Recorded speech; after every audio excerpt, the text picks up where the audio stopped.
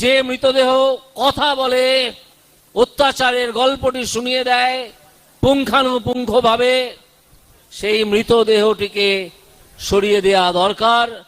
এবং মমতা ব্যানার্জির নির্দেশে এই ঘটনা ঘটানো হয়েছিল। মৃতদেহটি যদি লোপাট করে দেওয়া যায়, মৃতদেহটি যদি পুড়িয়ে ফেলা যায়, তাহলে মৃতদেহের থেকে আর সেই গল্প শোনা যাবে না। অর্ধেক তথ্য প্রমাণ নষ্ট হয়ে যাবে এবং সিবিআই অন্ধকারে হাতড়াতেই থাকবে। এদিকে তার আমচা এবং চামচারা আওয়াজ তুলবেন যে সিবিআই তুমি 4 দিনের মধ্যে রিপোর্ট দাও, যেন তিনি সিবিআই এর কোনো কর্তা। আরে নিজেকে ভেবেছেন কি? আপনি তো একটা অভিযুক্ত, আপনি একটা আসামি।